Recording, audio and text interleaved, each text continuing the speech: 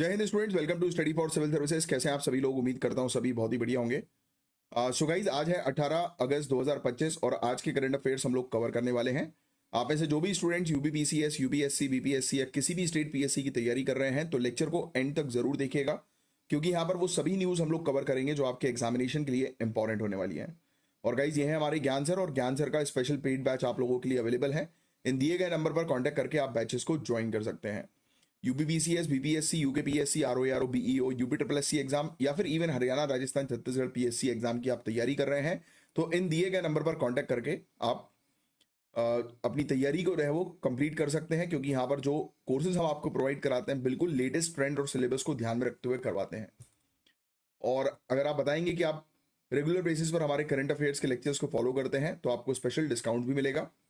And thank you, मेरे last lecture में आप में से काफ़ी सारे स्टूडेंट्स ने कंफर्म कर दिया था कि अब आवाज़ जो है वो सही आ रही है, तो अभी इसी क्वालिटी के साथ जो है वो हम कंटिन्यू जो है वो रखेंगे चीज़ों को। और ये देखिए, ये है आज के कल सैटरडे वाले दिन के टॉपिक्स। जो दो टॉपिक्स हमने कवर कर लिए थे, अभी ये गवर्नेंस वाले टॉपिक को हम लोग कवर करेंगे। और अपने साथ पेन और पेपर लेकर बैठिए। जो टॉपिक्स के अंदर मैं आपको बताऊंगा कि ये चीज़ नोट डाउन करनी है, वो चीज़ आप नोट डाउन कर लीजिएगा। और मेनली जो है फोकस रखना है आपको मेरी आवाज के ऊपर। जो चीज मैं बता रहा हूं उसको आपको ध्यान से फोकस के साथ सुनना है। आइए हम लोग जो है वो बात करते हैं सबसे पहले तो हमारे इस पर्टिकुलर टॉपिक की। तो देखिए गाइस, हम डिस्कस करेंगे डिजिटल गवर्नेंस और वोटर एक्सेस के बारे में। ये सुनने वाला टॉपिक है। इसमें टेक्नोलॉजी का उपयोग सिटीजन्स के अधिकार के बीच के बैलेंस को हाईलाइट किस प्रकार से कर रहा है, वो चीज हम देखेंगे। तो सबसे पहली चीज तो मैं आप लोग को जो है बता दूं, इस टॉपिक के अंदर दो मेजर चीजें हैं, दो मेजर डेवलपमेंट अभी हुए हैं जिसको हम लोग जो है वो डिस्कस करने वाले हैं। राइट, एजुकेशन और गवर्नेंस में एआई और डिजिटल टूल्स का उपयोग जो है वो बढ़ रहा है। राइट, हमें क्या चीज देखने को मिल रही है कि एआई और डिजिटल टूल्स का उपयोग जो है वो क्लासरूम्स के अंदर बढ़ता जा रहा है, एजुकेशन के अंदर बढ़ता जा रहा है। जैसे रूरल प्री स्कूल में, गांव क्षेत्रों में प्री स्कूल से होते ना, जो नर्सरी होती है उससे पहले, या नर्सरी ही मान लो, कुछ जगह पर प्री स्कूल जो है वो कहा जाता है कि स्कूल KG1 KG2 से पहले नर्सरी में बच्चे जो है वो जाते हैं। आजकल नर्सरी से पहले भी स्कूल से वो आ गए हैं, राइट, किंडर गार्डन टाइप के, इस टाइप के, है ना, जहाँ पर सिखाया जाता है। अब एनीवेज, जैसे स्कूल से पहले जब बच्चे जो है वो छोटे नर्सरी वगैरह में जब जाते हैं तो वो प्री स्कूल उसको हम लोग कहते हैं, है ना। तो गांव क्षेत्रों में जो ये प्री स्कूल है, इसमें भी एआई लर्निंग और डिफेंस पेंशन, एआई लर्निंग की चीज़ें हो रही हैं। और इवन डिफेंस पेंशनर के लिए भी हम लोग को जो है वो देखने को मिल रहा है कि स्पर्श वेबसाइट जो है वो लॉन्च की गई है। अब देखो यार, इसके अंदर इन्होंने दो टॉपिक्स को जो है वो इंक्लूड किया हुआ है, बट मैं आपको बहुत ईजी तरीके से समझाऊंगा तो कंफ्यूज होना नहीं। तो हमें क्या चीज़ देखने को मिल रही है, पहले तो एआई और डिजिटल टूल्स का उपयोग एजुकेशन के अंदर बढ़ता जा रहा है। इसको लेकर चिंताएं हैं, और क्या चिंताएं हैं वो बात आप जानते हैं, लिखने की आपको जरूरत नहीं है। राइट, अभी मैं आपको समझा दूंगा। और फिर इसके अलावा हम लोग को देखने को मिल रहा है कि जो पेंशनर्स जो है, कौन सी फील्ड के, डिफेंस फील्ड के, है ना, जो पेंशनर्स हैं उनके लिए स्पर्श पोर्टल जो है वो लॉन्च हुआ है। एक वेबसाइट जो है वो लॉन्च हुई है जिसका नाम है स्पर्श। तो उसके बारे में हम लोग जो है वो चर्चा करेंगे। तो अभी लिखना नहीं है, जो चीज बोलूंगा लिखने की वो चीज आप जो है वो लिखिएगा। तो ऑनरेबल सुप्रीम कोर्ट में एक केस भी चल रहा है इलेक्शन कमीशन के स्पेशल इंटेंसिव रिवीजन एक्सरसाइज पर। राइट, तो ये भी चीज एक हम लोग को वो देखने को मिलेगी। इलेक्शन कमीशन ऑफ इंडिया की एक एक्सरसाइज है जिसको बोलते हैं स्पेशल इंटेंसिव रिवीजन एक्सरसाइज। तो ये केस जो है वो चल रहा है जिसमें वोटर्स को 11 स्पेसिफिक डॉक्यूमेंट्स देना मैंडेटरी है। और इससे बिहार में लार्ज स्केल पे हम लोग को देखने को मिल रहा है कि डी इनफ्रेंचाइजमेंट का रिस्क है। मतलब काफी सारे लोग जो है वो यूनिवर्सल अडल्ट फ्रेंचाइज जो होती है ना, यानी कि वोटर लिस्ट जो होती है, उससे जो है वो बाहर निकल जाएंगे। तो ये इसका सबसे बड़ा रिस्क हम लोग को देखने को मिल रहा है। और इस टाइप का टॉपिक आपको शायद याद हो तो हम पहले भी कवर कर चुके हैं। तो ये वाला जो आर्टिकल है, ये जो अभी बनाया गया है, इसमें 3-4 टॉपिक्स को एक साथ जो है वो इंक्लूड कर दिए, जिससे कि थोड़ा सा कंफ्यूजन जो है वो आपको हो सकता है, बट आपको चिंता करने की जरूरत नहीं। जो मैं बोल रहा हूं उस पर आप सिर्फ सुनिए।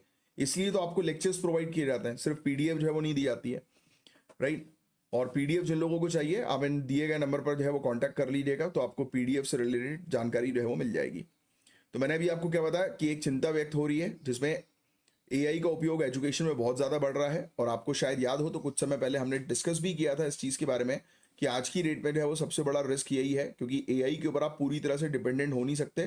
नहीं तो वो बहुत सारी चीज़ें जो है वो एक तो गलत भी करता है, फैक्ट्स और फिगर्स को जो है वो वो कर देता है, क्या बोलते हैं, चेंज भी कर देता है, राइट। तो वो एक बड़ा रिस्क सिनेरियो जो है वो हो सकता है। तो कभी भी अपनी, इवन आप लोगों जो प्रिपरेशन कर रहे हैं, मैं आपसे एक ही चीज़ बोलूँगा, 100% AI के ऊपर डिपेंडेंट ना हो, राइट, अपनी प्रिपरेशन के लिए।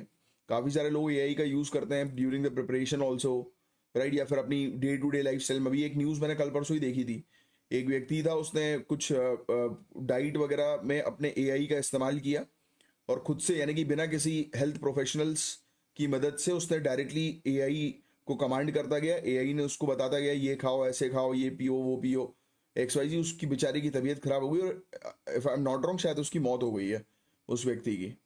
ऐसा कुछ हुआ है उसके साथ, राइट। मैंने एक जनरली टाइटल जो है वो देखा था, और हल्का सा एक हेडलाइन जो है वो हेडलाइन पढ़ने का हल्का सा कॉन्टेक्स्ट पढ़ा था, क्योंकि ये सब चीज़ें होती हैं, हालांकि काम की तो होती नहीं आप लोगों के लिए एग्जामिनेशन के लिए, बट एक एग्जाम्पल के तौर पर ये ज़रूरी है कि आप मेंशन कर सकते हो कि इस प्रकार के भी केसेस देखने को मिले हैं कि लोगों ने जो है वो अपने पर्सनल डेवलपमेंट में AI का इस्तेमाल किया, और पर्सनल डेवलपमेंट तो दूर की बात है, वो बैंडी बज गई उन लोगों की राइट।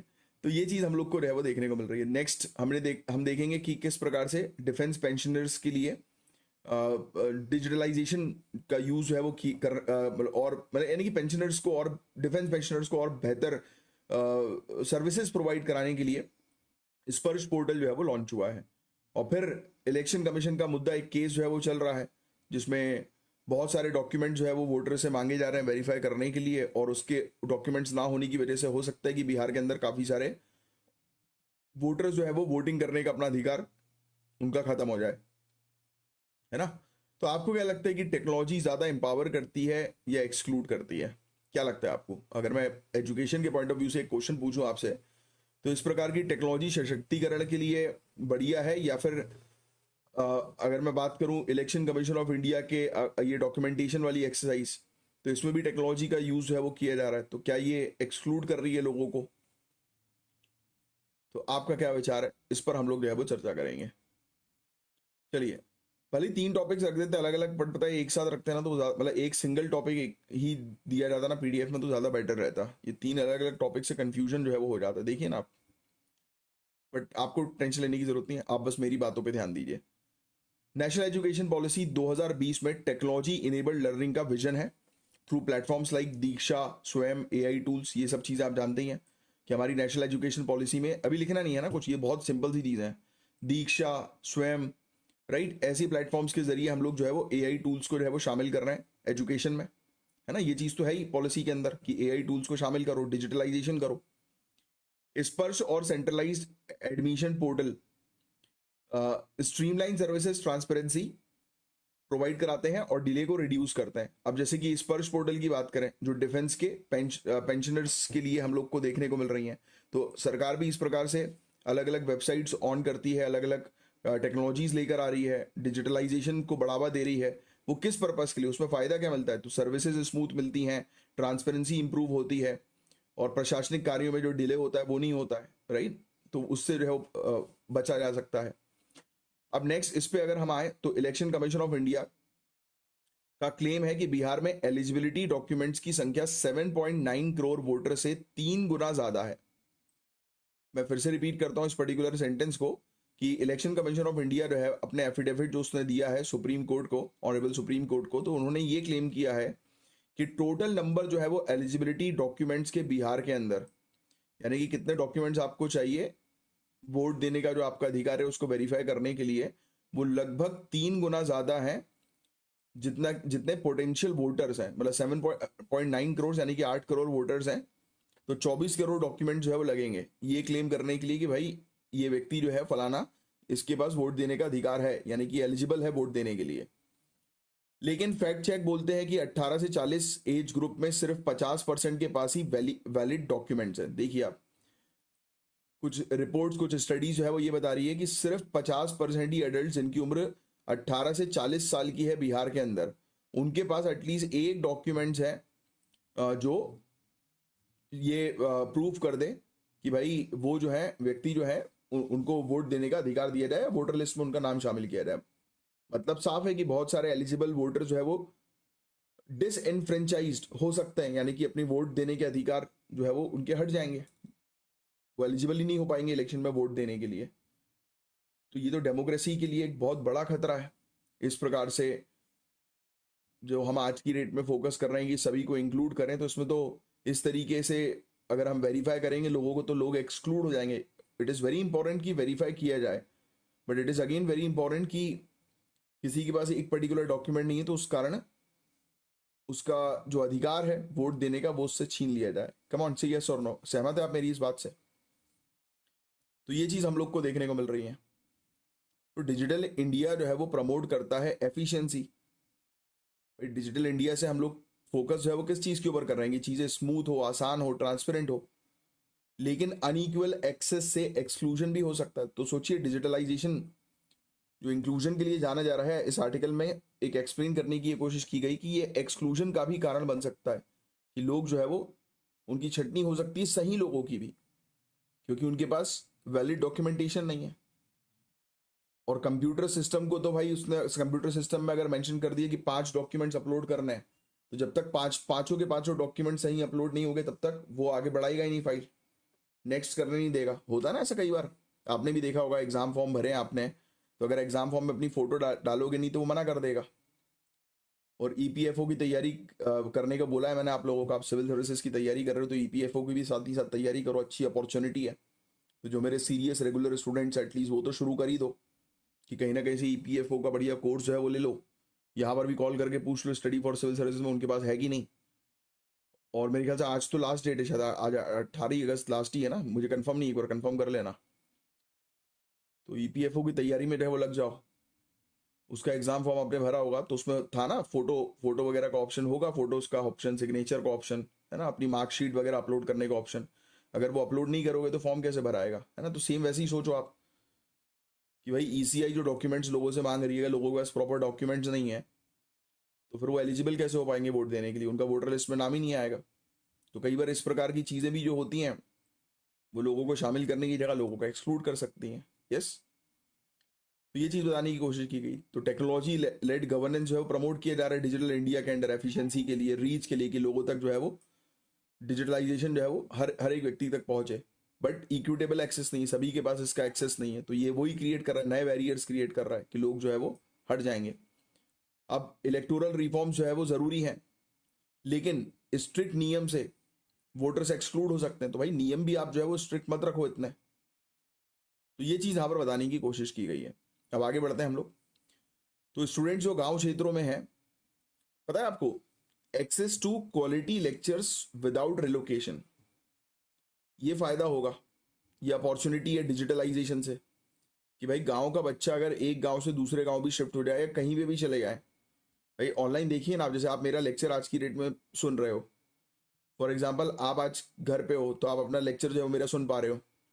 आप अपने घर से जो है वो कहीं और टूर पे चले गए, फॉर एग्जाम्पल 2-3 दिन घूमने आ रहे हो आप, उसमें भी आपने सोचा कि नहीं यार मेरे पास 2-4 घंटे मुझे मिल रहे हैं, लेटा हुआ मैं, जब तक दोस्त यार नहा रहे हैं, चलो मैं झा सर के लेक्चर जो है वो देख लेता हूँ। तो आपने मेरे लेक्चर देख लिए, तो दुनिया के किसी भी कोने में आप मेरा लेक्चर देख सकते हो ना। तो बात वही है, डिजिटल इंटीग्रेशन से ये अपॉर्चुनिटी मिलती है कि जो गाँव क्षेत्रों में रहने वाले जो बच्चे हैं उनको क्वालिटी लेक्चर्स मिलेगा बिना उनको रिलोकेट किए। यानी कि गाँव में रहने वाले बच्चे को अगर अच्छी जगह से पढ़ना है तो दुनिया के किसी भी कोने के बेस्ट एजुकेटर के पास अपने एनरोलमेंट करके पढ़ सकते हैं। तो यही तो डिजिटल इंटीग्रेशन का एक फायदा है, उनको क्वालिटी लेक्चर्स मिलेगा, इंटरैक्टिव कंटेंट मिलेगा बिना उनको रिलोकेट किए। ट्रांसपेरेंसी और अकाउंटेबिलिटी, एडमिशन में, पेंशंस में, सर्विसेज में हम लोग को ट्रांसपेरेंसी देखने को मिल रही है डिजिटल इंटीग्रेशन करेंगे तो, है ना। फ्यूचर रेडी स्किल्स जो है वो डेवलप की जाएंगी, एआई, वर्चुअल रियलिटी का एक्सपोजर मिलेगा। स्केलेबिलिटी की बात करें, डिजिटल प्लेटफॉर्म्स मिलियन को सर्व कर सकते हैं, यानी कि एक बार में जो है वो लाखों करोड़ों लोग जो है वो देख सकते हैं। स्केलेबिलिटी इसकी अच्छी है कि नहीं। कॉस्ट एफिशिएंसी, सस्ता पड़ता है ये। आप किसी कोचिंग इंस्टीट्यूट को ज्वाइन करेंगे ऑफलाइन तो वो महंगा पड़ेगा आपको, कंपैरेटिव अगर आप ऑनलाइन तैयारी करेंगे तो आपको सस्ती पड़ेगी। फास्टर सर्विस डिलीवरी, बट ये चीज़ ध्यान में रहे कि ऑनलाइन तैयारी करो तो ये इंश्योर करो कि जहाँ से तैयारी कर रहे हो बेस्ट प्लेटफॉर्म हो, क्योंकि ये अब मैं आप लोग के लिए बोल रहा हूँ स्पेशली, क्योंकि आप जो है वो अपने करियर पर फोकस कर रहे हो। तो आपको ये इंश्योर करना है कि भाई जो चीज़ आपके पास प्रॉपर नोट्स आपको मिलने चाहिए, प्रॉपर तैयारी होनी चाहिए, है ना। और इसके लिए मैंने आपको ऑलरेडी बता दिया है कि you just have to call these numbers in number पे कांटेक्ट करो और कोर्सेज ज्वाइन करो ज्ञान सर का, अगर आप स्टेट पीएससी वगैरह की तैयारी कर रहे हो तो। चलिए आगे की बात करते हैं। सर्टिफिकेट इशू, अगर आपको कोई सर्टिफिकेट चाहिए तो आज की डेट में ऑनलाइन आप सर्टिफिकेट अपना निकलवा सकते हो, है कि नहीं? कितनी सारी सुविधाएं आज की डेट में डिजिटलाइजेशन के थ्रू जो है वो हो गई हैं। यही है पोटेंशियल इसका, कि फास्ट पब्लिक सर्विस डिलीवरी जो है वो मिल जाती है, डिले रिड्यूस होता है कि अब दफ्तरों के चक्कर नहीं लगाना है, एक क्लिक पे आपका काम होगा, ट्रांसपेरेंसी होगी, फास्ट काम होगा। बट चैलेंजेस भी हैं, गांव क्षेत्रों में रहने वाले लोग, यहाँ पर इंटरनेट या डिवाइसेस के एक्सेस की कमी होती है। नॉट इवन गांव, बल्कि शहर के अंदर भी आज भी काफ़ी सारे जो वल्नरेबल लोग हैं, राइट, लो इनकम ग्रुप के या लोअर मिडिल क्लास के, है ना, बीपीएल वाले, तो काफ़ी सारे लोग आज भी हैं जिनके पास स्मार्टफोन्स अवेलेबल नहीं है, जिनको ऑनलाइन फॉर्म्स भरने नहीं आते। बट यस, हम लोगों ने उनके लिए व्यवस्था करवा के रखी हुई है। ये हम लोग को केसीसी प्लेटफॉर्म्स है वो देखने को मिलते हैं, है ना, citizen service platforms basically, CSS, है ना, सिटीजन सर्विस प्लेटफॉर्म्स, जहाँ पर जाकर आप जो है वो अपना फॉर्म वगैरह भर सकते हो। काफ़ी सारी सर्विसेज सरकार ने प्रोवाइड की हुई हैं, बट फिर भी खुद सीखना भी बहुत ज़्यादा ज़रूरी है। फिर इसके अलावा एक और सबसे बड़ा चैलेंज डिजिटलाइजेशन में यह आता है, अगर एजुकेशन की बात करें तो इंटरेक्शन नहीं हो पाता डायरेक्ट। ठीक है, लाइव क्लासेस में शायद डायरेक्ट इंटरेक्शन हो भी जाए, बट जो ऑफलाइन क्लास का जो फील होता है ना, वो ऑनलाइन कभी दे ही नहीं पाएगा। दैट इज ऑल्सो ट्रू, ये इसका वो है, ड्रॉबैक है। अगर छोटा बच्चा जो है, ऑब्वियस ही बात है कि वो अगर ऑनलाइन चीज़ें पढ़ रहा है, मैं आप लोग की बात नहीं कर रहा क्योंकि आप लोग इतने समझदार हो कि आप फोकस के साथ जो है वो चीज़ें देखते हो, सीरियस रह सकते हो, है ना, अपने आप को कंट्रोल, अपने मन को कंट्रोल कर सकते हो।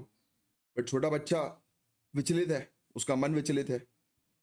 अब भाई उसको टीचर जो है पढ़ा रहे हैं, बच्चा जो है वो पढ़ने की जगह कुछ और ही कर रहा है। तो अब ऑफलाइन में क्या रहता है कि देखा जाता है कि बच्चा उल्टी सीधी चीज कुछ करे तो दिया टपली खींच के पटाख, ये क्या ये है पता नहीं, आजकल लोग बोलते हैं कि मारना नहीं चाहिए, नहीं करना चाहिए। होता है भाई, मार का डर होना जरूरी है, नहीं तो हम ह्यूमन आजकल के देखे ना, बच्चे आजकल देखिए कितने बेकार हो गए। और बच्चों से ज्यादा मुझे पेरेंट्स लगते हैं यार, कि टीचर ने जो है बच्चे को पेला नहीं, कि पेरेंट जो है वो रेस्टिकेट करवा, मतलब वो करवाने आ गए, सस्पेंड करवाने आ गए टीचर को, कि निकलवाओ इसको, हटाओ इसको स्कूल से, टीचर के खिलाफ कार्रवाई की जाएगी। टीचर, अरे टीचर सर फोड़ दे तो समझ में आए कि हाँ यार मारा गया है। और मेरे मेरे केस में तो ऐसा था, जब मैं छोटा था, मेरे टीचर अगर सर भी फोड़ देते मेरे, तो भी मेरे घर वाले बोलते और मारो, सुधारो इसको। बट आजकल के पेरेंट्स तो ऐसे हो गए हैं कि टीचर ने कान नहीं मरोड़ दिया पहुंच जाएंगे कि तुम्हारी हिम्मत कैसी हुई मेरे बच्चे का कान हाथ लगाने की। मेरा कान अलग निकाल के रख भी देते ना मेरे टीचर, तो भी मेरे घर वाले बोलते कि ठीक है, अच्छा ही है, ऐसा दंड मिलना चाहिए इसको। दंड जरूरी है, यही तो ऑनलाइन में तो पॉसिबल ही नहीं हो पाएगा। ये ऑनलाइन में डर ही नहीं है बच्चे को, है, बच्चा बहाना कर सकता है, सिर्फ सुनने का एक्टिंग कर सकता है कि मैं सुन रहा हूं, बाकी उसके मन में तो कुछ और ही चल रहा है। कि वो साइड वाले ने वो वाली पेंसिल खरीदी थी, आज रात में पापा की छाती में बैठ जाऊंगा, वो पेंसिल दिलवा मुझे, ऐसा बोलूंगा मैं, मन में कुछ भी चल रहा है उसके, समझ रहे हो? तो ये इशू एक है। अर्ली चाइल्डहुड में एआई वीआर से कॉग्निटिव डेवलपमेंट हार्म हो सकता है।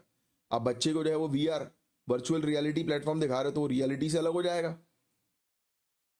और आजकल हो भी रहा है, आप देख रहे हैं कि बच्चे जो है वो फिजिकल एक्टिविटीज में इन्वॉल्व नहीं है, बाहर खेलने नहीं जा रहे हैं।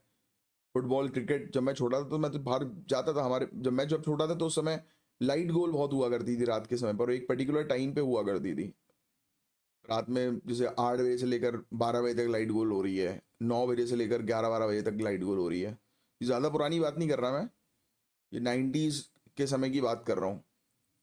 तो उस समय भाई लाइट वाइट गोल होती थी तो हम लोग बाहर छुपन छुपैया खेलते थे। आज की डेट में गलती से लाइट गोल जो है वो हो गई तो भी लगे बच्चे, लाइट में भी लगे मोबाइल में, लाइट गोल में भी लगे मोबाइल में, कोई बाहर ही नहीं जा रहा। फिर एक और सबसे बड़ा रिस्क है, अप्रोक्स 2.4 करोड़, अब वोटिंग की बात करें बिहार के इलेक्शन की, तो 2.4 करोड़ वोटर्स इस स्थिति में जो है वो डिफ्रेंचाइज हो सकते हैं। तो ये हमारी डेमोक्रेसी के लिए कितना बड़ा खतरा है ना। तो ये तीन एक टॉपिक इन्होंने एक साथ मिला दिए, बट ठीक है, मैंने आपको अच्छे समझाने की कोशिश करी है, आप समझ गए होंगे। तो एथिकल और गवर्नेंस डायमेंशन अगर देखें तो डिजिटल एडॉप्शन से इनइक्वलिटी ना बढ़े, इस चीज को इंश्योर करना पड़ेगा। बिहार में जो मुद्दा चल रहा है, तो इतनी चीजें स्ट्रिक्ट मत करो कि वोटर्स एक्सक्लूड हो जाएं। तो वोटर्स एक्सक्लूजन को अवॉइड करना जरूरी है ना। शासन के अंदर एम्पैथी जरूरी है, ऑफलाइन और मल्टीलिंगुअल सपोर्ट जो है वो जरूरी है। अगर आप कोई सर्विस प्रोवाइड करा रहे हो, जैसे कि अभी डिफेंस पेंशनियर्स के लिए जो है वो एक वेबसाइट जो है वो ओपन करी आपने, तो आपको इंश्योर करना पड़ेगा कि सभी को उसको चलाना आए, है ना। तो ये एम्पैथी होती है गवर्नेंस के अंदर कि ऑफलाइन और मल्टीलिंगुअल सपोर्ट भी दो, है ना, कि भाई जिसको चलाना नहीं आ रहा तो वो तो वंचित हो जाएगा ना उस सेवा से, उस सर्विस से। और फिर सबसे बड़ा इंपॉर्टेंट चीज कि लोगों के जब डॉक्यूमेंट्स उस प्लेटफॉर्म पे अपलोड होंगे तो इट इज वेरी इंपॉर्टेंट कि वो सिक्योर्ड रहे। तो प्रिवेसी का वो करना भी बहुत जरूरी है। तो अभी के लिए हम हाइब्रिड मॉडल का यूज करें, डिजिटल और ट्रेडिशनल सर्विसेज डिलीवरी को कंबाइन करें, इंफ्रास्ट्रक्चर को बेहतर बनाए, ब्रॉडबैंड कवरेज और डिवाइसेस जो है वो बैकवर्ड रीजन्स में प्रोवाइड कराएं। जिन लोग के पास स्मार्टफोन नहीं है उनको स्मार्टफोन प्रोवाइड कराएं। अगर डिजिटलाइजेशन बढ़ाना है तो जिससे कि लोग इंक्लूड हो, ना कि लिमिटेशंस के कारण वंचित हो जाए। समझ रहे हो आप बात को। टीचर्स को ट्रेनिंग प्रोवाइड कराओ। अगर आप ऑनलाइन टीचर एजुकेशन जो है वो प्रोवाइड करा रहे हैं तो कुछ होना चाहिए कि पेरेंट्स को ट्रेनिंग दो। पेरेंट्स के लिए ये इंश्योर करना है कि भाई बच्चा जब पढ़े तो टीचर जो है वो कुछ पर्टिकुलर टास्क प्रोवाइड कराएं जो पेरेंट्स, या क्वेश्चंस प्रोवाइड कराएं जो पेरेंट्स बच्चे से पूछें, टू मेक श्योर कि बच्चे ने ध्यान से पढ़ा है कि नहीं पढ़ा। और जहां ध्यान से नहीं पढ़ा टपनी देना चाहिए, पटाख है। ये बोला है बैठ के पढ़ने के लिए, पढ़ क्यों नहीं रहे तुम, हैं सामने दिखा रहे हो टीचर को कि तुम लिख रहे हो कुछ और ये गोदागादी करके रखे हो, हैं बड़े चंड होते हैं बच्चे। बस यही है गाइस, पूरा टॉपिक मॉनिटर करना बहुत जरूरी है हर एक चीजों को। That's it. तो ये चीज थी जिसका एक आपको आइडिया होना चाहिए, इसमें लिखने की आपको आवश्यकता नहीं है। अब यूनियन फाइनेंस मिनिस्टर ने इंट्रोड्यूस किया है इनकम टैक्स बिल 2025 का एक revise version, revise income tax bill 2025। ये लोकसभा में इंट्रोड्यूस किया गया है। ये भी एक बहुत अच्छा सुधार है क्योंकि इनकम टैक्स का कानून जो है वो 1961 को ये रिप्लेस करेगा, 1961 के कानून को रिप्लेस करेगा। लिख लेना, इनकम टैक्स बिल 2025। पहला पॉइंट जो है वो लिखो, 19 income tax act 1961 dash replace. ये कानून जो आ रहा है इनकम टैक्स बिल 1921, ये 1925, ये 1961 के इनकम टैक्स कानून को जो है वो रिप्लेस करने के लिए आ रहा है। मतलब एक बड़ा सुधार इनकम टैक्स में देखने को मिलेगा इस बिल के थ्रू। तो चलिए आइए कुछ चीजों के बारे में बात करें। तो फाइनेंस मिनिस्टर ने इनकम टैक्स बिल 2025 का रिवाइज वर्जन इंट्रोड्यूस किया। ये बिल पार्लियामेंट्री सेलेक्ट कमेटी के रिकमेंडेशन को शामिल करता है जिसमें 285 रिकमेंडेशंस एक्सेप्ट किए गए थे। अब देखो काफी सारी कमिटीज वगैरह जो होती हैं जो रिकमेंडेशन जो है वो देती हैं कि नहीं भाई ये चीज भी शामिल करो, ऐसा भी करो।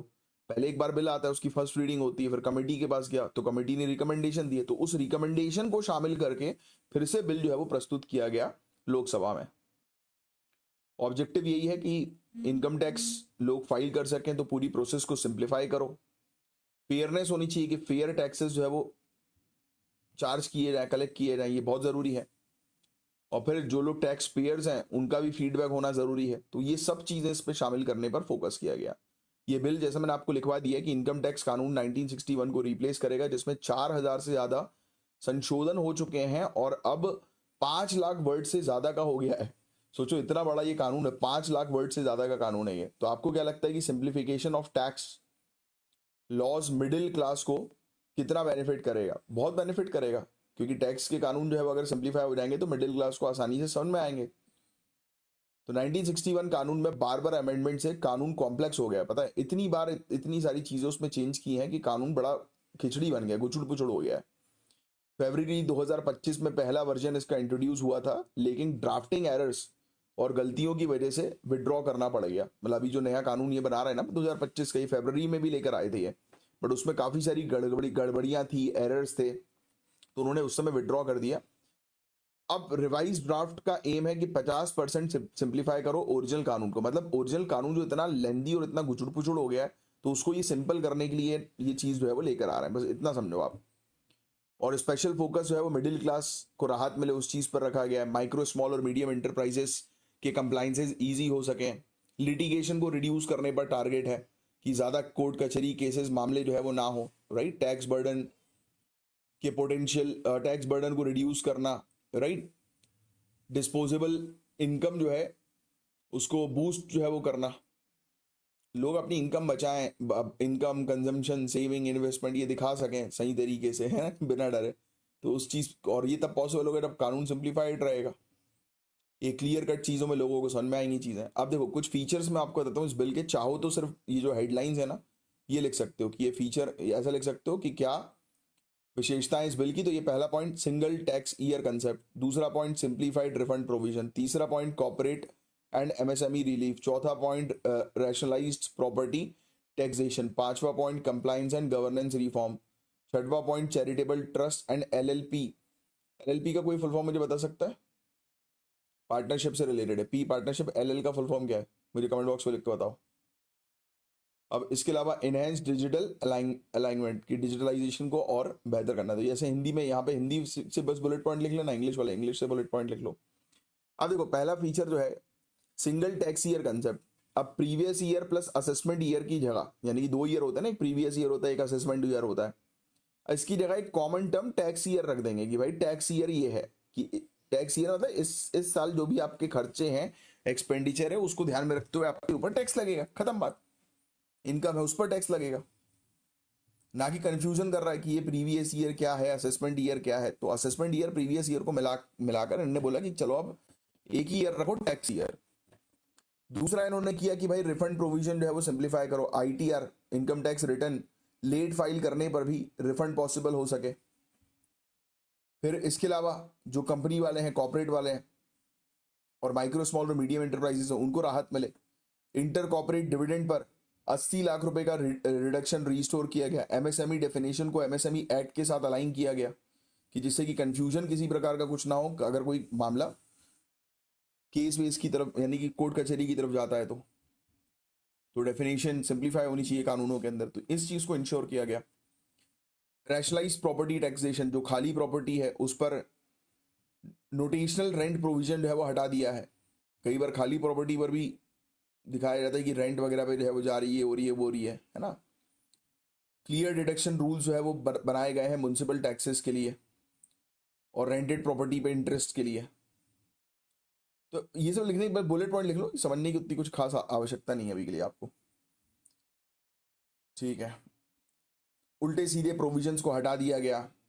सीबीडीटी को डिजिटल एरा के लिए नए रूल मेकिंग पावर्स की बात की गई। तो ये सब चीजें थी इसके अंदर। एलएलपी का फुल फॉर्म होता है लिमिटेड लाइबिलिटी पार्टनरशिप, होपफुली आपने सही फुल फॉर्म लिखा होगा। तो इसमें कहा गया कि ऑल्टरनेटिव मिनिमम टैक्सेस को इसमें हटा दिया गया। ट्रांसफर प्राइसिंग के ऊपर रिलैक्सेशन जो है वो दिए गए, है ना, ठीक है। टेक्नोलॉजी को इम्प्रूव करना है, टर्मिनोलॉजी को इम्प्रूव करना है। तो इन सब चीजों पर फोकस किया गया। अब इसका एक्सपेक्टेड इम्पैक्ट जो है वो क्या होगा, तो कानून को लैंग्वेज और स्ट्रक्चर के पर्सपेक्टिव से एक्सेसिबल बनाया गया है कि भाई कल को अगर मामला जो है वो कोई अटकता है, भिड़ता है, तो वो कोर्ट कचहरी में सिंप्लीफाई होकर, स्ट्रेट फॉरवर्ड होकर जो है वो चले जाए। नहीं तो पता लगे एक कानून, इनकम टैक्स का कानून कुछ और बोल रहा है, एमएसएमई के लिए कुछ और है। तो ऐसी चीजों में कंफ्यूजन होता है ना। तो ये बोल रहे हैं कि नहीं, अब कंफ्यूजन हम खत्म कर रहे हैं। तो कुल मिलाकर ये 1961 का कानून जो इतना लेंदी और इतनी खिचड़ी बन गई थी उसमें, तब उसको ये लोग बुलेट पॉइंट्स में सिंप्लीफाई कर रहे हैं, बस दैट्स इट। मिडिल क्लास के लिए भी सब्सटेंशियल टैक्स सेविंग्स और डिस्पोजेबल इनकम, कंजम्पशन, इन्वेस्टमेंट, ये सब चीज़ें सामने लाई गई हैं कि और लोग जो है वो उसमें शामिल हो सकें।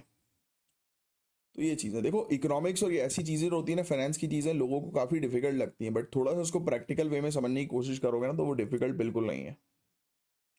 Next topic, operation falcon. तो असम सरकार ने ऑपरेशन फैल्कन 2024 के under greater one horn rhinoceros के प्रोटेक्शन में बड़ी सक्सेस हासिल की है। लिख लेना भैया, ऑपरेशन फैल्कन किसका ऑपरेशन है, आसाम का। 2024 में जो है वो लॉन्च किया गया था आसाम सरकार का ऑपरेशन फैल्कन लिख लो आप। तो इसकी सक्सेस यही है कि राइनोसोरस, वन हॉर्न राइनोसोरस लिखना, उसका प्रोटेक्शन हुआ है सक्सेसफुली।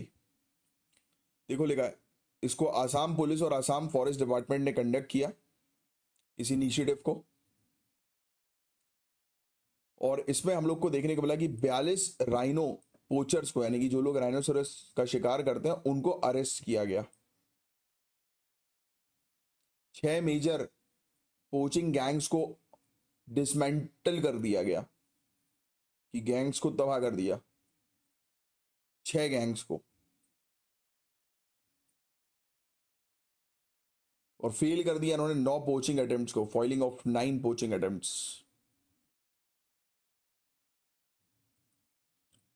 तो इसके चलते 0 राइनोसोरस किलिंग हम लोग को अभी तक 2025 में देखने को मिली। तो ये है, बस इतना लिखो, ऑपरेशन फैल्कन आसाम सरकार का है। इसकी सक्सेस यही कि राइनोसोरस प्रोटेक्टेड रही।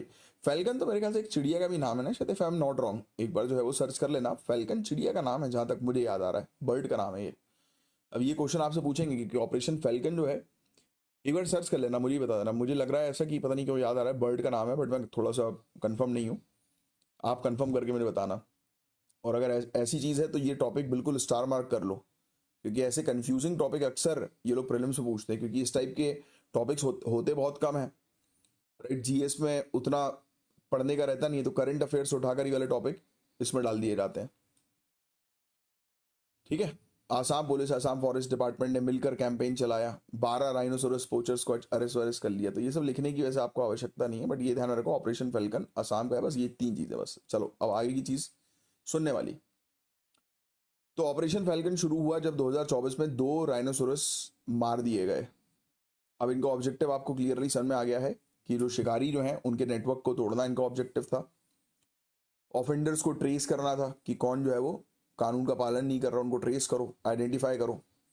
म्यांमार तक एक्सटेंडेड इलीगल ट्रेड लिंक्स को ब्रेक करना है, कि यहां से जो राइनोसोरस की स्किन, उसके दांत, है ना, वो सब जो जाते हैं एक लोकेशन से दूसरी लोकेशन, तो उसको जो है वो थोड़ा सा इन्होंने ब्रेक करने की कोशिश करी। तो ये चीज है। 2022 सेंसस में असम में 2895 राइनोसोरस जो है वो देखने को मिले। ये थर्ड वाला पॉइंट देखिए आप। ग्रेट वन हॉर्न राइनोसोरस जो है वो एंडेंजर्ड स्पीसीज है गाइस, तो ये फैक्ट ध्यान में रखिएगा। एंडेंजर्ड स्पीसीज, ये प्रजाति जो है वो एंडेंजर्ड हम लोग को देखने को मिलती है, और सिंबल है आसाम के नेचुरल हेरिटेज का। ठीक है, बाकी और कुछ नहीं है। राइनोसोरस की पॉपुलेशन के डिस्ट्रीब्यूशन तो उतना कुछ खास नहीं है। काजीरंगा नेशनल पार्क तो आप जानते ही है, ग्रेट वन हॉर्न राइनोसोरस के लिए फेमस है ही। यहाँ पर 2613 राइनोसोरस है, सबसे ज़्यादा यहीं पर ही पाए जाते हैं। ओरांग के अंदर 125 हैं, पॉबीतोरा वाइल्ड लाइफ सेंचुरी में 107 है, मानस के अंदर 50 है। तो ये बताइए, wild life sanctuary national park से रिलेटेड, टाइगर रिजर्व से रिलेटेड क्वेश्चन आता है कि इसकी लोकेशन बता दो। तो ये थोड़ा सा जो है वो ध्यान में रखना। अब कुछ इंपॉर्टेंट चीज़ ऑपरेशन फैल्कन से रिलेटेड जुड़ी क्या थी। तो पहली चीज़ तो इन्होंने इंटेलिजेंस ऑपरेशंस को इंटीग्रेट किया, डिजिटल ट्रैकिंग टूल्स का इस्तेमाल किया, ग्राउंड सर्विलांस पर फोकस किया, यानी कि निगरानी रख रहे थे ये, है ना। और तुरंत कार्रवाई जो है वो करी, जैसे इनको पता लगा, कोई लीड मिली कि वहां पर जो है वो शिकारी जो है वो एंटर हुए, तुरंत गए और पकड़ लिया। हाई स्पीड टीम डिप्लॉय करी कि सुस्त रहने वाले ऑफिशियल्स नहीं, बिल्कुल एकदम चुस्त ऑफिशियल्स को जो है वो सामने रखा मिशन में। 9 पोचिंग अटेम्प्ट जो है वो बर्बाद कर दिया अलग अलग डिस्ट्रिक्ट्स में, और ऑर्गेनाइज नेटवर्क के ऊपर टारगेट किया गया था। 6 बड़ी बड़ी गैंग्स को खत्म कर दिया, है ना। तो ये सब चीज़ें हम लोग को देखने को मिली। इसका इम्पैक्ट यही हुआ ईयर वाइज। 2021 में 1 राइनोसोरस को मारा गया था, 2022 में कोई केस नहीं थे, 2023 में 1 केस था, 24 में 2 केस थे, 25 में अभी तक कोई केस नहीं है। 2016 के पहले काजीरंगा में राइनो पोचिंग कॉमन थी, लेकिन अब 86% इसमें डिक्लाइन भी हो गया है, ये बताया गया है। तो स्ट्रिक्टली नियमों का रहो पालन करने पर टारगेट किया गया। और राइनोसोरस की बात करें गाइस, तो ये जो प्रजाति है ना, ये आसाम के ग्रासलैंड इकोसिस्टम को बैलेंस करने का काम करती है। और आप जानती हो कि कोई भी एक प्रजाति अगर कम होगी तो उसका इम्पैक्ट और इफेक्ट दूसरी प्रजातियों पर पड़ेगा ही पड़ेगा। और इंडिया की image wildlife conservation treaties में और स्ट्रांग हुई है इस चीज के चलते, तो ये तो हमारे लिए काफी अच्छी चीज है। अब टूरिस्ट का कॉन्फिडेंस जो है वो बढ़ रहा है, आसाम की लोकल इकोनॉमी को इससे जो है वो फायदा होगा, काफ़ी सारे टूरिस्ट जो है वो यहाँ पर आएंगे। बट अभी भी चैलेंजेस हैं कि कंटिन्यूस मॉनिटर करना है, इंटेलिजेंस जो है वो लेते चलना है, नहीं तो फिर इस प्रकार की एक्टिविटीज शिकारियों की फिर से शुरू ना हो जाए। लोकल कम्युनिटीज़ को इन्वॉल्व करना होगा अर्ली खतरे को डिटेक्ट करने के लिए, क्योंकि लोकल वहाँ पर रहने वाले लोकलाइट्स हैं, उनको ज़्यादा बेहतर तरीके से चीज़ें पता होती हैं। कई बार तो उनको कॉन्टैक्ट भी पता होते हैं कि कौन लोग हैं शिकारी, कहाँ से आ रहे हैं, क्या काम हो रहा है।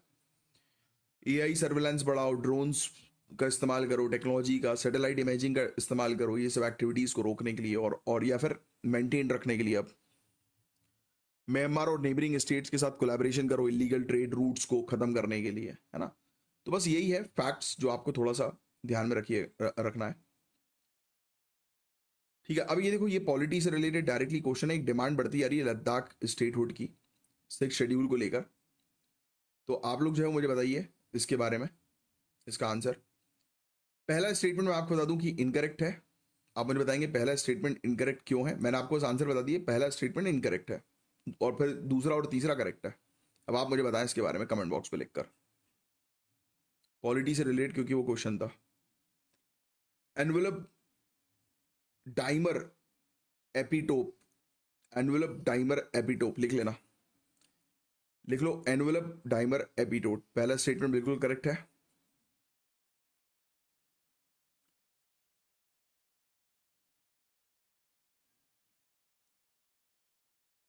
ठीक है, ये डेंगू वायरस का हम लोग को एपिटोप जो है वो देखने को मिल रहा है। डेंगू वायरस में ये प्रेजेंट होता है, ई प्रोटीन में उसके। ये पूरा पूरा स्टेटमेंट एज इट इज लिख लो। इमेच्योर और मैच्योर वायरस पार्टिकल्स में मिलता है। तो क्वेश्चन पता है आपसे ये पूछेंगे ये लोग, एनवेलप डाइमर एपिटोप किससे एसोसिएटेड है, तो ये डेंगू वायरस से। बस ये चीज तो मेनली ध्यान में रखना क्योंकि यही आएगी। ठीक है, और ये एक मेंस का भी क्वेश्चन था, ट्राई करना इसका आंसर जो है वो देने की। ये भी आपके 6 शेड्यूल से रिलेटेड क्वेश्चन है।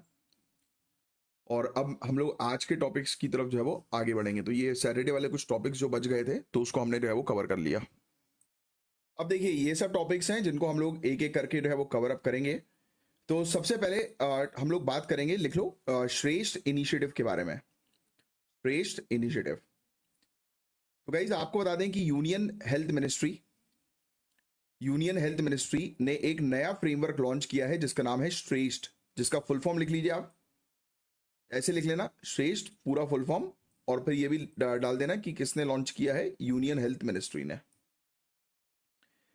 श्रेष्ठ का जो है फुल फॉर्म है state health regulatory excellence index. नाम से समझ में आ रहा है कि हमारी कंट्री जो है उसमें हेल्थ पर हम लोग कितना काम कर रहे हैं, लोगों की हेल्थ पर। तो उसका एक फ्रेमवर्क बनाया जा रहा है उसको रेगुलेट करने का। यही ऑब्जेक्टिव की स्टेट ड्रग रेगुलेटरी सिस्टम को बेंचमार्क और स्ट्रेंथन करना, यानी कि हमारा जो दवाइयों को रेगुलेट करने का जो पूरा सिस्टम है उसको मजबूत करना। ये पूरी चीज लिख लो, पहला पॉइंट पूरा का पूरा लिख लो आप। और कैसे, प्रॉपर डेटा के थ्रू, ट्रांसपेरेंसी मेंटेन रख के इंश्योर करना है कि जो मेडिसिन हम कंज्यूम करते हैं वो सेफ, इफेक्टिव और हाई क्वालिटी है कि नहीं। तो ये चीज भी लिखो आप, मेडिसिन की सेफ्टी, क्वालिटी और एफिकेसी, दवाओं की सुरक्षा, गुणवत्ता और प्रभावकारिता को ध्यान में रखने के लिए ये लाया गया है। अगर सिविल सर्विसेज के आपके एमसीक्यू में क्वेश्चन पूछा जाए कि श्रेष्ठ जो है वो किस मिनिस्ट्री के अंडर आता है, तो कौन सी मिनिस्ट्री है ये श्रेष्ठ स्कीम, यूनियन हेल्थ मिनिस्ट्री। ऐसे क्वेश्चन आते हैं, ध्यान में रखिएगा। ठीक है, इसको कौन इंप्लीमेंट कर रहा है, तो इंप्लीमेंट जो है वो इसको कर रहा है कौन, ये भी लिख लो आप नेक्स्ट पॉइंट में, CDSCO, central drug standard control organisation. क्योंकि ये जो श्रेष्ठ स्कीम है ये दवाइयों से रिलेटेड है कि ये इंश्योर करना है कि हमारी कंट्री के अंदर जहां पर भी दवाइयां हैं वो सेफ रहें, अच्छी रहें। इसके कुछ फीचर जो है वो मैं आपको बता देता हूं। श्रेष्ठ स्कीम के समझ में तो आई गया आपको कि ये एक वर्चुअल गैप असेसमेंट टूल है जो स्टेट्स के ड्रग रेगुलेटरी अथॉरिटीज का इवैल्यूएशन करता है। यानी कि हमारी कंट्री के अंदर जो ड्रग रेगुलेटरी अथॉरिटीज हैं, यानी कि जो अधिकारी या इंस्टीट्यूशंस ये चेक करते हैं कि दवाइयां जो हैं वो सही रहने चाहिए, प्रॉपर स्टैंडर्ड्स के साथ रहनी चाहिए, तो उनको ये बेसिकली चेक करेगा, इंश्योर करेगा कि वो सभी इंस्टीट्यूशन प्रॉपर स्टैंडर्ड्स फॉलो कर रहे हैं कि नहीं कर रहे हैं, दवाइयों को चेक करने के। समझ रहे हो बात को? ये चीज है। ठीक है, और क्या बताना था यार मुझे? बस यही है यार इस टॉपिक के अंदर, और कुछ ज्यादा है नहीं। बस आप ये चीज है वो थोड़ी सी ध्यान में रखिएगा। इसके इवैल्यूएशन क्राइटेरिया वैसे तो ये लोग पूछते नहीं है, बट मैं आपको फिर भी थोड़ा सा बता देता हूँ। पहले फीचर्स जो है वो देख लो कि इवैल्यूएशन, तो ये पहली चीज समझ में आ गई आपको कि ये ड्रग रेगुलेटरी अथॉरिटीज को इवैल्यूएट करेंगे कि वो सही तरीके से काम कर रहे हैं कि नहीं कर रहे हैं। और ये पहली बार एक नेशनल लेवल फ्रेमवर्क यानी कि एक ढांचा बनाया गया है जो ट्रांसपेरेंसी और अकाउंटेबिलिटी प्रमोट करेगा। इसमें फोकस एरियाज रखा है इन्होंने, human resources, infrastructure, digitisation, licensing, surveillance. इसमें मंथली डेटा सबमिशन सिस्टम भी है जिससे रेगुलर रैंकिंग और फीडबैक लूप बनेगा। मतलब कि हर एक स्टेट जो है वो किस तरीके से जो है वो काम कर रही है, वहां की अथॉरिटीज कैसी काम कर रही हैं, तो उसको जो है वो ध्यान में रखा जाएगा। तो यानी कि पूरी कंट्री के आप कह सकते हो कि हेल्थ गवर्नेंस पर इसका अच्छा एक इम्पैक्ट देखने को मिलेगा। 27 इंडिकेटर्स पर इवैल्यूएशन होगा,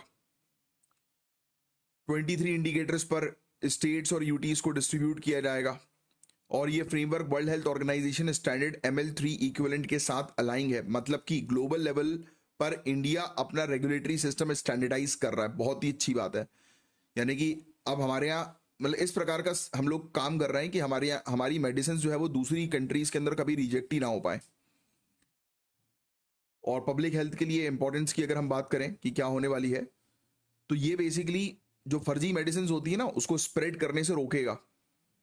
कंटिन्यूअस मॉनिटरिंग की जाएगी जिससे इंडिया की मेडिसिन ग्लोबल स्टैंडर्ड्स को मीट कर सकेगी और सेंटर और स्टेट्स के बीच में बेहतर कोऑर्डिनेशन हो सकेगा। आपको शायद याद होगा कि रेनबेक्सी का एक केस हम लोग को देखने को मिला था जिसमें दवाइयों की क्वालिटी पर क्वेश्चंस उठाए गए थे। तो श्रेष्ठ जैसे इनिशिएटिव्स जो है इस प्रकार के मुद्दे को भी प्रिवेंट करेंगे।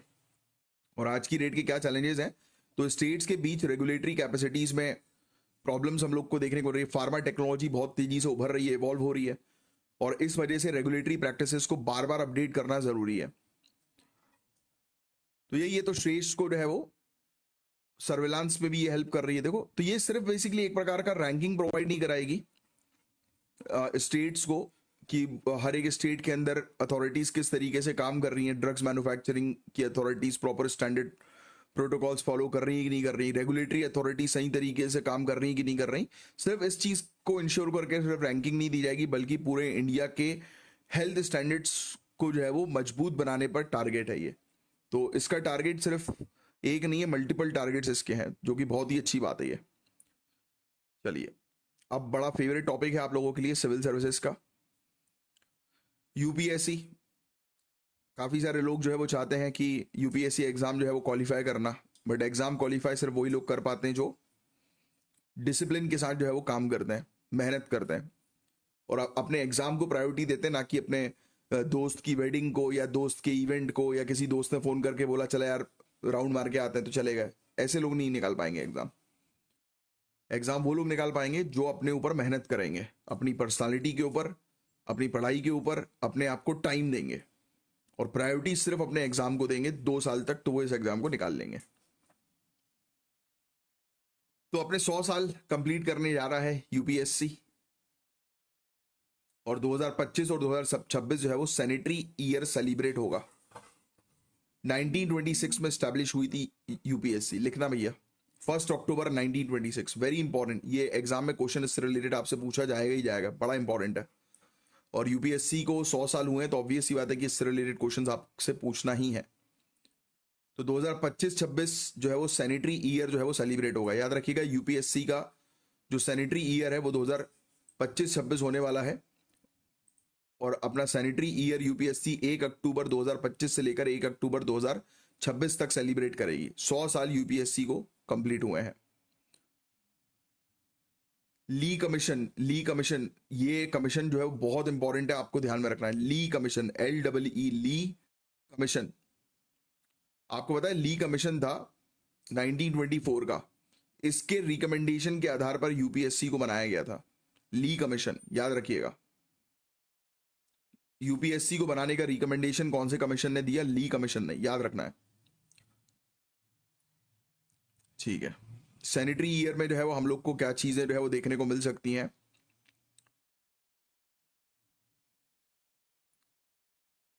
एक लोगो नया देखने को मिल सकता है, एक नई टैगलाइन जो है वो लॉन्च होगी, ये देखने को मिल सकती है, ऐसा बताया जा रहा है यूपीएससी की। ठीक है, काफी सारे इवेंट्स एक साल के अंदर ये यूपीएससी कंडक्ट करेगी। देखो, अपने लोगों को फीचर करेगी, टैगलाइन को फीचर करेगी, और भी काफी सारे नए सुधार यूपीएससी में जो है वो 2025-26 में देखने को मिलेंगे। तो बहुत इंपॉर्टेंट है आपको यूपीएससी को पढ़ना इस साल के लिए, एग्जाम के लिए। मतलब अगले 2 सालों में यूपीएससी का टॉपिक बड़ा इंपॉर्टेंट हो जाएगा, यानी कि UPSC union public service commission जो कॉन्स्टिट्यूशनल बॉडी है उसका टॉपिक। चलो, एवोल्यूशन इसका कैसे हुआ है थोड़ा सा ये समझा देता हूं। तो ईस्ट इंडिया कंपनी के सिविल सर्वेंट्स नॉमिनेशन से आते थे, यानी कि पहले जो सिविल सर्वेंट बनते थे, ऑफिसर्स बनते थे, वो कैसे बनते थे? ईस्ट इंडिया कंपनी के लोगों को ऑफिसर बना दिया जाता था, और इनकी ट्रेनिंग जो होती थी वो लंदन में होती थी, हेलेब्री कॉलेज के अंदर। हेलब्री कॉलेज बोलते हैं इसको वैसे, हेलब्री कॉलेज। ठीक है, लिख लो आप इस कॉलेज का नाम। ऐसा आप पता है किस तरीके से लिखो, मैं आपको बताता हूँ। यही, हाँ बिल्कुल ऐसे ही लिखो आप। प्री 1854, 1854 से पहले ईस्ट इंडिया कंपनी के ही ऑफिशियल्स जो थे वो नॉमिनेट होते थे, और उनकी ट्रेनिंग ये लोग करते थे लंदन के अंदर, हेलब्री कॉलेज में, और फिर उनको इंडिया भेजते थे। फिर 1854 में बहुत बड़ा एक सुधार आया, मैकॉले रिफॉर्म जिसको हम लोग बोलते हैं, 1854 का। फिर इनने बोला कि नहीं भाई, हर किसी को जो है वो ऑफिसर नहीं बनाना है, ऑफिसर बनने के लिए एक पर्सनालिटी चाहिए भाई, एक व्यक्ति चाहिए जो मेरिट होल्डर होना चाहिए। तो इनने बोला कि हम एग्जाम कंडक्ट करेंगे। तो मैकॉले रिफॉर्म्स ने ही इंट्रोड्यूस किया एग्जामिनेशन इंडियन सिविल सर्विसेज के लिए। Very very important, star marker topic. 1864 Satyendra Nath Tagore पहले इंडियन आईसीएस ऑफिसर बने। 4th रैंक थी if I am not wrong इनकी, सत्येंद्र नाथ टैगोर।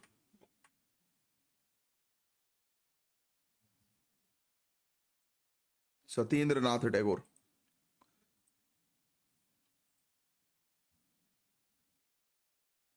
नहीं, बोस की 4th रैंक थी, सुभाष चंद्र बोस साहब की 4th रैंक थी। सत्येंद्र नाथ टैगोर याद रखिएगा, पहले इंडियन बने 1864 में सिविल सर्विसेज क्वालिफाई करने वाले।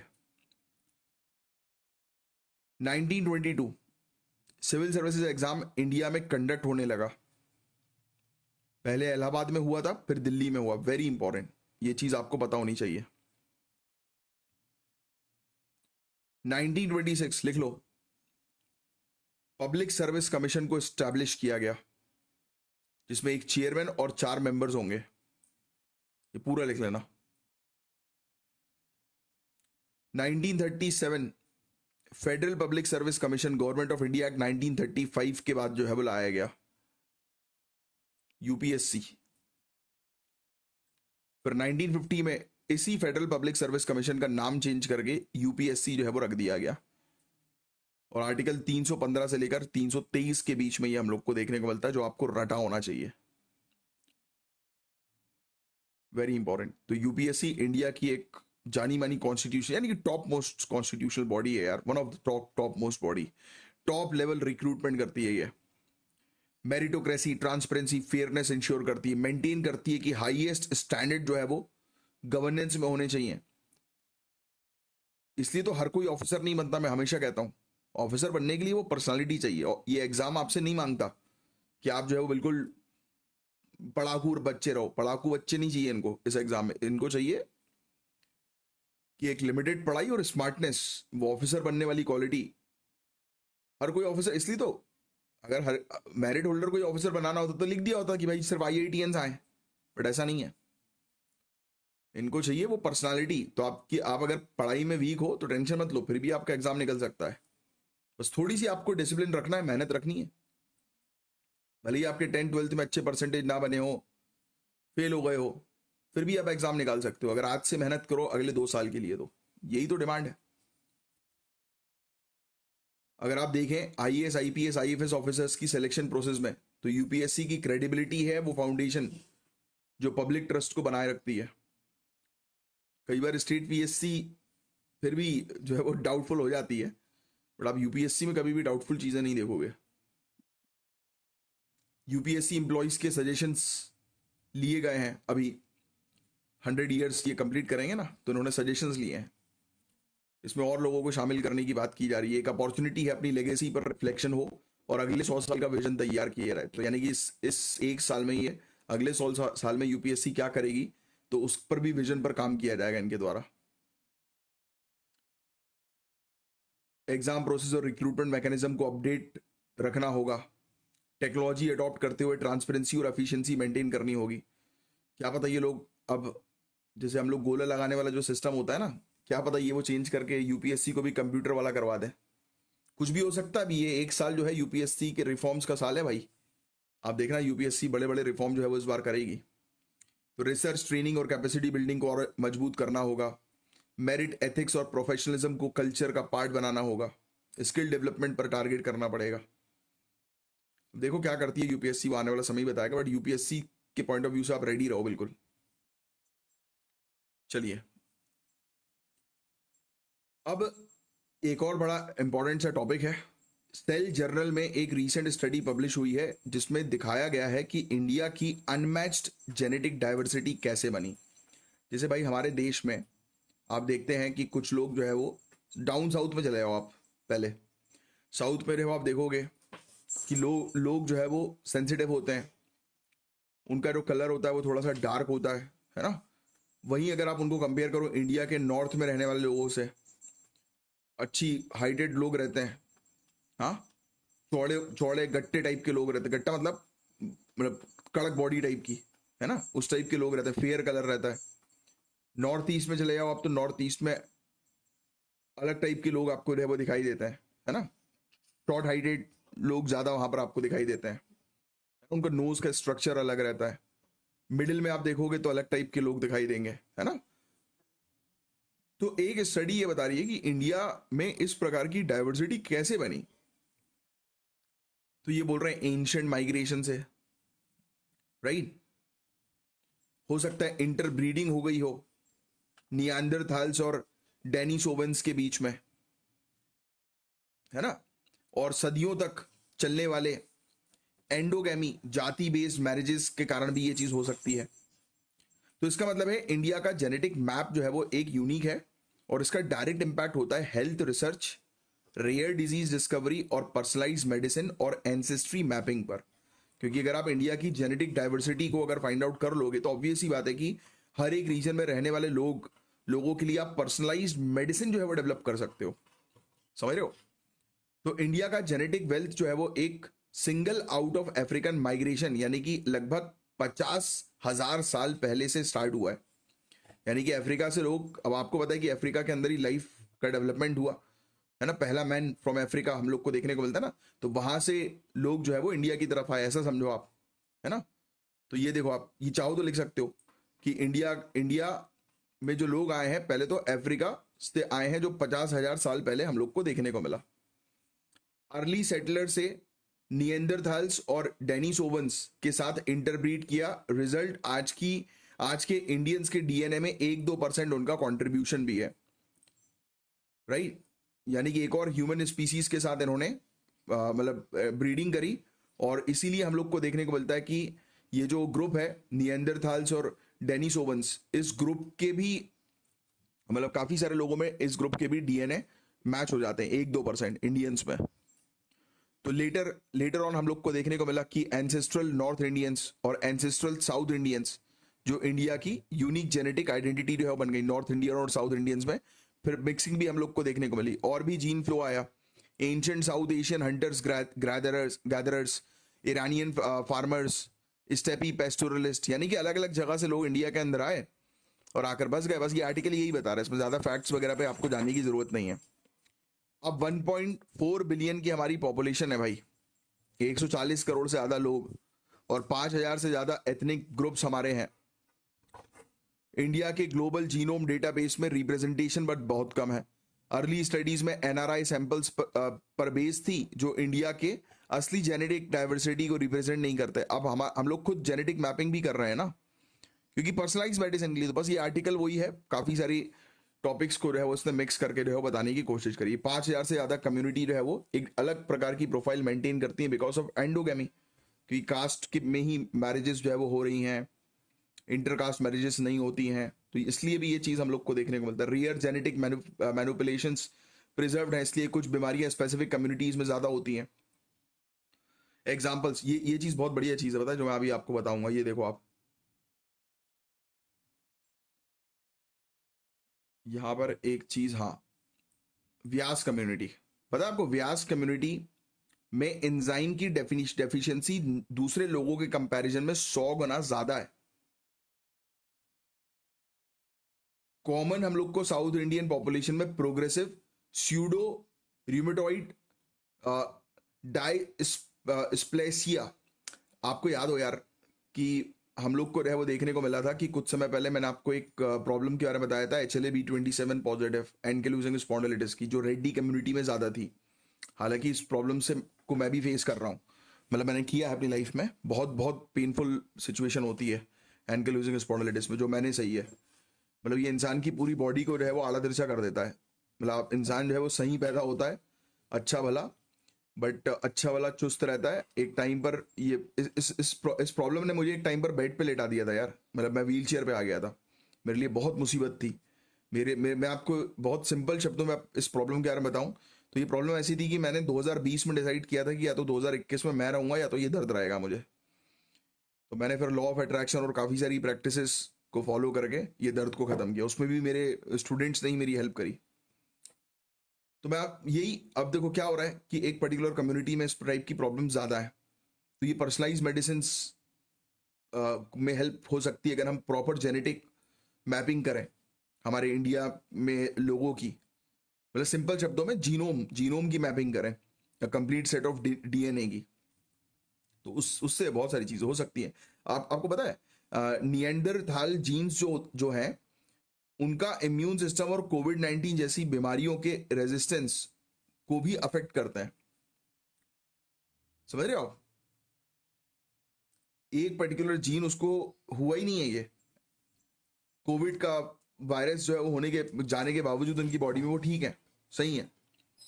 It is just because of their immune system, वो कितना स्ट्रांग है कि जो उस वायरस से जो है वो लड़ पाया। डेनिसोवियन वेरिएंट यानी कि जो पॉपुलेशन जो है डेनिसोवियन वाली, तिब्बतन पॉपुलेशन में हाई एल्टीट्यूड एडॉप्शन में हेल्प करती है इनको। यानी कि जो व्यक्ति एक पर्टिकुलर रीजन में सदियों तक रह रहा है, उसकी पूरा परिवार सदियों तक रह रहा है, तो वो उस एनवायरमेंट को अडॉप्ट कर लेते हैं, वैसे उनकी बॉडी हो जाती है, उनके जो ऑफस्प्रिंग होते हैं, उनके बच्चे होते हैं, वैसे ही होने लगते हैं। तो ये लार्ज स्केल स्टडीज ने 1.5 लाख से ज्यादा नए जेनेटिक वेरिएंट्स आइडेंटिफाई किए हैं। मोस्टली इंडिया के लिए ये काफी यूनिक है। तो ये बेसिकली बता रहा है कि इंडिया के अंदर अलग अलग जगह से लोग जो है वो आकर जो सेटल हुए हैं, तो उसमें इंडिया जो है अगर इनकी जीनो मैपिंग प्रॉपर तरीके से करेगा तो पर्सनलाइज मेडिसिन, प्रॉपर डेटाबेस, ये सब चीज़ें डेवलप हो सकती है जो फ्यूचर के मेडिकल रिसर्च में जो है वो हेल्प करेंगी। बस दैट्स इट, इतनी सी चीज़।